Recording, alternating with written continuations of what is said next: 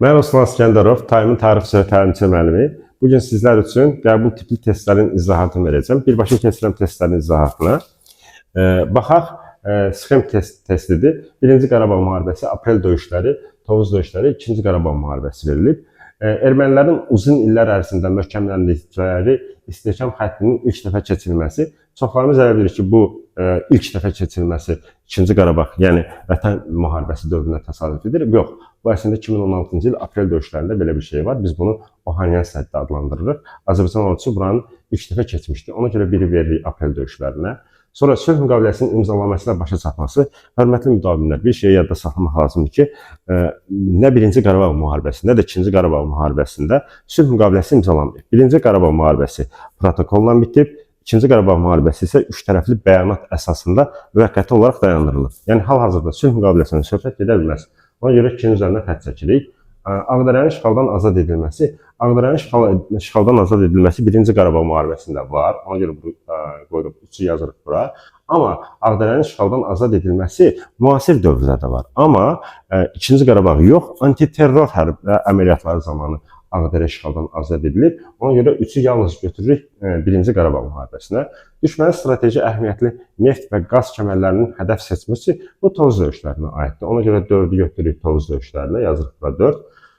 Laçın şəhərinin işğaldan azad edilməsi, Laçın şəhərinin işğaldan azad edilməsi ikinci Qarabağ müharibəsi dövrünə təsadüf etmir. İkinci Qarabağ müharibəsindən sonra dekabr ayının 1-də Laçın ərazisi işğaldan azad olunub. 2 il sonra isə Laçın rayon mərkəzi işğaldan azad edildiyinə görə 5 heç-birinə götürmürük. Təsərrüfat təyinatlı təyyarələrdən hərbi məqsədlərlə istifadə edilməsi, bunu Azərbaycan ordusu 44 günlük Vətən müharibəsində istifadə etmişdi.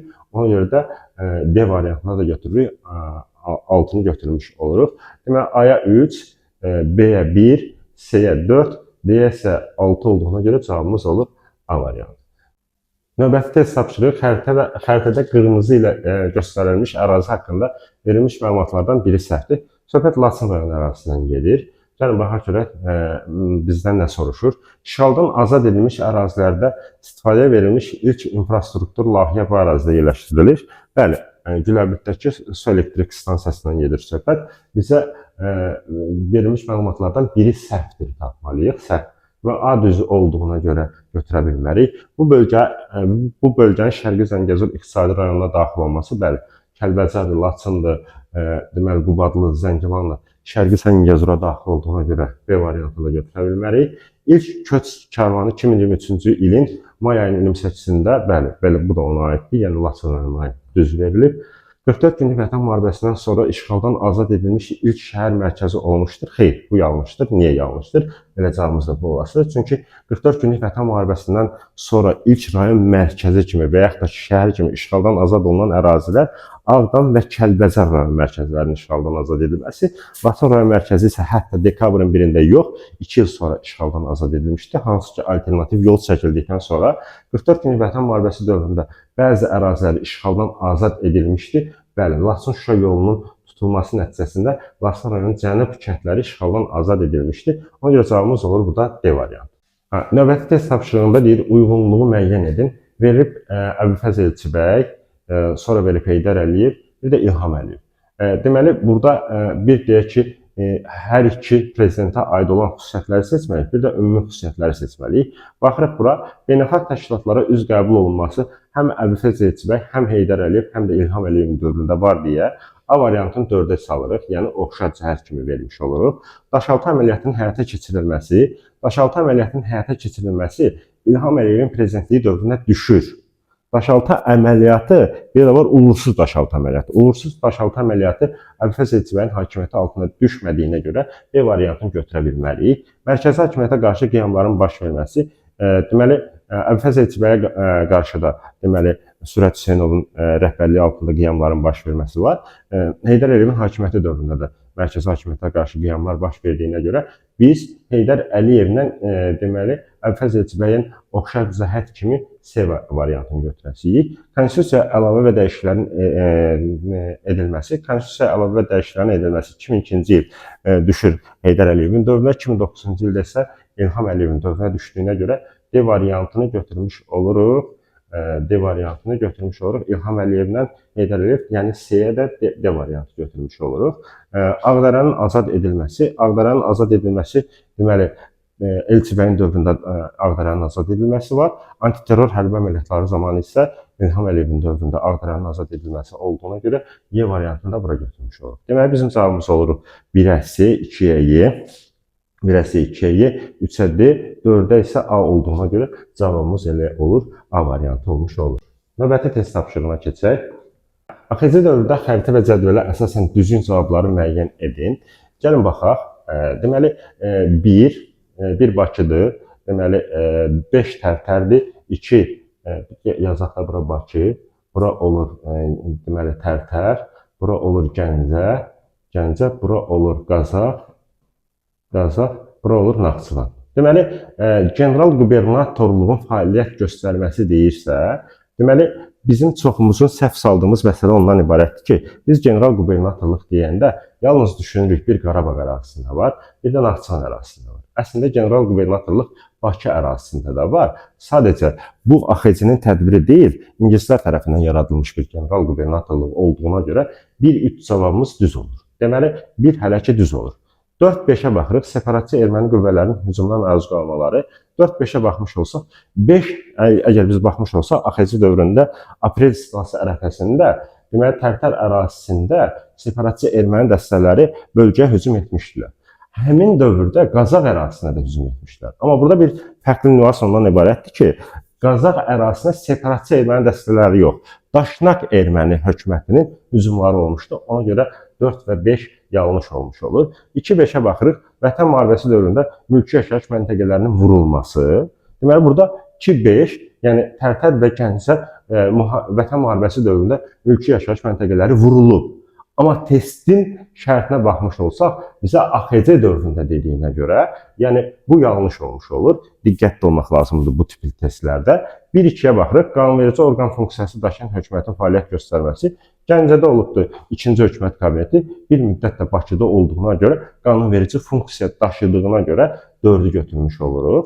Baxırıq 5-ə, 2-3, Ankaranın göstərişi ilə türk qoşunlarının daxil olması, ümumiyyətlə AXC dövrü deyiriksə, yəni Naxçıvan ərazisinə Ankaranın və yaxud da ki, Bakının ərazisinə Ankaranın göstərişi ilə türk ordusunun daxil olmasından söhbət gedə bilməz. Deməli, cavabımız olur 1-4, yəni cavab olmuş olur D variantı. Növbəti test tapşırığına keçək. Deməli, bu 2023-cü ilin MİQ qəbul tipi nümunəsində işlənmiş bir test nümunəsidir. Çox da demək olar ki, əslində testin işlənmə qaydasını bilmiş olsaq daha rahat testdir, amma çoxları bunu səhv edir. Gəlin baxaq, deməli, ərazilər verilibdir. Ərazilər haqqında bizə məlumat verir ki, 19-cu əsrdə Ruslar tərəfindən tutulduqdan sonra ermənilərin köçürülməsi. Bura Şəki ərazisidir. Bura olur, deməli, olur İrəvan ərazisi olmuş olur. Bura olur Gəncə ərazisi, bura Qarabağ ərazisi, bura Naxçıvan ərazisi. Biz baxmış olsaq, 1, 2, 3, 4, 5, cavab hamısı düzdür. 1, 2, 3, 4 və 5. Bunların hamısına ermənilər köçürülübdür 19-cu əsrin əvvəllərində. Deyəsiniz ki, Gəncə ilə, deməli, Şəkiyə nə vaxt mümkün olub? Gəncəyə 1804-5-ci illərdə erməni ailələri köçürülübdür. 1806-cı ildə isə, deməli, Şəki ərazisində müvəqqəti idarə yararlananda Xoli Cəfərqulu xan erməni əhalisini köçürmüşdü. Deməli, bizim cavabımız hələ ki tapılmadı. İkinci versiyaya baxmış olsaq, 19-cu əsrin 1-ci rübündə xanlıq üsul idarəsi ləğv edilmişdir. Gəlin, baxaq görək bunlardan hansında 1-ci rübdə xanlıq üsul idarəsi ləğv olunmuşdur. İrəvan və Naxçıvan xanlığı həmin dövrdə tutulmadıqlarına görə bunlar üzərindən xətt çəkirik. Deməli, 1-ci rübündə 1804-cü ildə Gəncədə xanlıq üsul idarəsi ləğv olunub, bir yazırıq bura. Sonra 2, üzr istəyirəm, 1, deməli, bura 2 idi, Gəncədə 1804-cü ildədir. Sonra Şəkidə 1819-cu ildədir, 1-ci rübünə düşür. Sonra 4-ə baxmış olsaq Qarabağda isə 1822-ci ildə xanlıq üsul idarəsi ləğv olunduğuna görə, deməli, cavabımız hələ ki 1-2-4 olur. Amma 3-cü versiyaya baxmış olsaq, bizim onda tam cavabımız çıxmış olur. 2-ci Rusiya-Qacar müharibəsinin gedişində xanları tərəfindən xanlıq mərkəzi azad edilməsi deyirsə, deməli, azad edilməsi deyirsə 1 və 2-ni götürə bilirik. Yəni çünki 4-ün bu ərazi deməli işğal edilək ki, Rus qoşunları tərəfindən azad edilə bilməmişdi. Ona görə cavabımız olur 1, 2, yəni Y variantı olmuş olur. Növbəti test tapşırığına baxaq. Deməli, növbəti test tapşırığına baxırıq.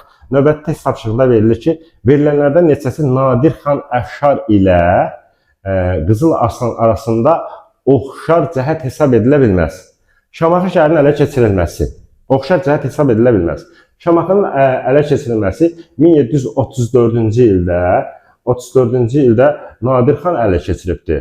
Qızıl Arslan isə deməli 11-ci əsrin 12-ci əsrin 90-cı illərində, 12-ci əsrin 90-cı illərində bunu edib. Yəni Şamaxını yenidən tabe edib. Bu ələ ki bizə deyir ki, oxşar cəhət olmayanları tapmalıyıq. Sui-qəsd nəticəsində öldürülmələri Qızıl Arslan sui-qəsd nəticəsində öldürülüb. Nadir də sui-qəsd nəticəsində öldürülüb. Amma burada bir dənə incə məqam ondan ibarətdir ki, Nadir xan yox, Nadir şah sui-qəsd nəticəsində öldürülüb. Deməli, ikinin üzərinə xətt çəkilir. Slavyanlarla mübarizə aparması, deməli, Nadir xan Əfşar Ruslarla mübarizə apardığına görə, Ruslar Slavyanlar olduğuna görə götürə bilərik. Amma Qızıl Arslanda hər hansı bir Slavyanlarla mübarizədən söhbət gedə bilməz. Onu da üzərinə xətt çəkirik. Sonra Həmədan şəhərinin düşməndən azad edilməsi. Nadir xan Həmədanı düşməndən azad edib. Amma Qızıl Arslanın dövründə Həmədan döyüşü var. Amma Həmədanın düşməndən azad edilməsi məsələsi yoxdur. Ona görə bunu da üzərinə xətt çəkirik. Şirvanşahlar dövlətinə hücum edərək müstəqilliyə can atan hökmdarların yenidən dövlətə tabe etməsi. Bu Qızıl Arslanda var. Amma Nadirin dövründə isə hər hansı bir belə deyək də Şirvanşahlar dövlətindən danışa bilmərik. Çünki Şirvanşahlar dövləti 1538-ci ildən etibarən olmadığına görə yalnız bir dənə oxşardır, 4 dənəsi oxşar cəhət hesab edilə bilməz deyə cavabımız olur D variantı. Növbəti test tapşırığına baxırıq. Əslində ilk baxışdan çox sadə görünür test. Yəni rahatlıqla tapıla biləcək test nümunələrindəndir. Amma daha çox diqqət tələb edən test olduğuna görə çox adam çox müdavim bunu səhv edir. Deməli biz baxırıq, eradan əvvəl deməli 12-8-ci əsrlərə aid olan hadisələri müəyyən edin. Biz əsr sözünə diqqət yetirmirik və eradan əvvəl 12-8-i görən kimi avtomatik elə bilirik ki, söhbət mezolit dövründən gedir. Mezolit dövründən gedir. Ona görə də səhv edirik. Əgər bu minillik olmuş olsaydı, minillik kimi yazılmış olsaydı, bu mezolit dövrü olasıydı. Əsr kimi olduğuna görə son tunc erkən dəmir dövrüdür. Deməli, çoxumuz səhv edirik. Elə verir ki, mezolit dövrüdür, elə cavabı götürürük A variantı. Bu ənənəvi, populyar səhv cavabdır. Ona görə bu olmaz. Ovçuluğun yaranması, ümumiyyətlə bilirik ki, ovçuluğun yaranması alt paleolit dövrüdür. Bu da ola bilməz. Sonra duluzçuluğun yaranması, bu neolit dövrüdür, götürə bilmərik. Tuncdan hazırlanan əmək alətlərin mövcud olması, bəli, tuncdan hazırlanmış əmək alətlərin mövcud olması son tunc erkən dəmir dövründə olduğuna görə bizim cavabımız olur D variantı. Bütün ev heyvanlarının əhəlləşdirilməsinin başa çatması bu eneolit dövrü olduğuna görə götürə bilmərik. Testlərlə bağlı hər hansı bir sualınız yaranarsa, rəy bölməsində fikirlərinizi qeyd edərsiniz. Növbəti test izahlarına görüşənədək.